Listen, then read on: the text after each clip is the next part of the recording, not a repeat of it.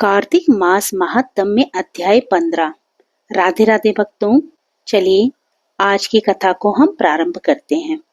अब राजा पृथु ने पूछा, हे देवर्षि नारद, इसके बाद युद्ध में क्या हुआ तथा वह दैत्य जलंधर किस प्रकार मारा गया, कृपया आप ये कथा सुनाइए।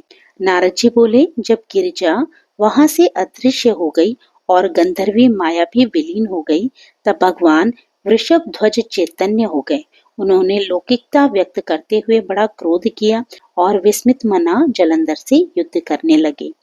जलंधर शंकर के बाणों को काटने लगा, परंतु जब काट न सका तब उसने उन्हें मोहित करने के लिए माया की पार्वती का निर्माण कर अपने रथ पर बांध लिया। तब अपनी प्रिय पार्वती को इस प्रकार कष्ट में पड़ा देख लौकिक लीला दिखाते हुए शंकर जी व्याकुल हो गए। शंकर जी ने भयंकर रौद्र रूप धारण कर लिया। अब उनके रौद्र रूप को देख कोई भी दैत्य उनके सामने खड़ा होने में समर्थ न हो सका और सब भागने छिपने लगे। यहाँ तक कि शुंभ निशुंभ भी समर्थ न हो सके। शिवजी ने उन शुंभ निशुंभ को शाप देकर बड़ा धिक्कारा और कहा, तुम दोनों ने मेरा बड़ा अपराध किया है। तुम युद्ध में भागते हो, भागते को मारना पाप है।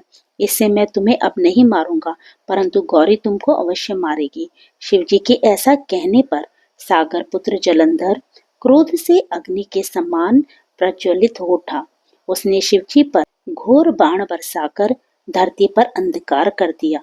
तब उस दैत्य की ऐसी चेष्टा देखकर शंकर जी बड़े क्रोधित हुए तथा उन्होंने अपने चरणा अंगुष्ठ से बनाए हुए सुदर्शन चक्र को चलाकर उसका सिर काट दिया। एक प्रचंड शब्द के साथ उसका सिर पृथ्वी पर गिर पड़ा और अंजन पर्वत के समान उसके शरीर के दो खंड हो गए। उसके रुधिर से संग्राम भूमि व्याप्त हो गई। शिवाज्ञा से उसका रक्त और मांस महारौरव में जाकर रक्त का कुंड हो गया तथा उसके शरीर का तेज निकलकर शिवजी में वैसे ही प्रवेश कर गया जैसे वृंदा का तेज गौरी के शरीर में प्रविष्ट हुआ था।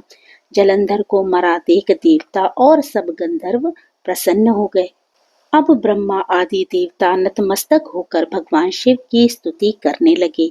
वे बोले, हे देवादिदेव, आप प्रकृति से परे पार ब्रह्म और परमेश्वर हैं।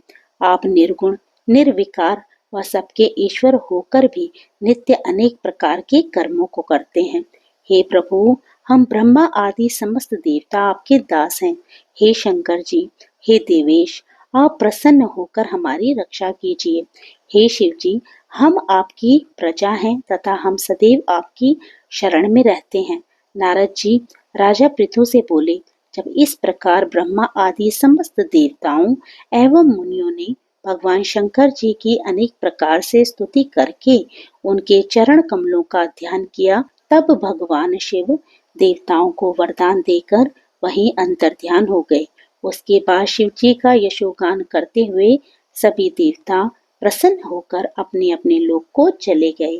भगवान शंकर के साथ सागर पुत्र जलंधर का युद्ध चरित्र पुण्य प्रदान करने वाला तथा समस्त पापों को नष्ट करने वाला है।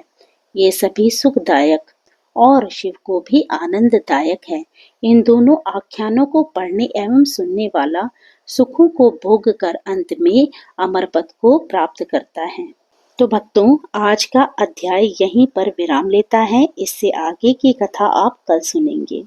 तो अगर आपको ये कथा अच्छी लगी हो तो आप इसे लाइक कीजिएगा और अगर आप मेरे चैनल पर नए हो तो मेरे चैनल को सब्सक्राइब करना मत भूलिएगा। तो फिर प्रभु का नाम लेते रहिए, पुण्य के भागी बनते रहिए। जय श्री कृष्ण, राधे राधे।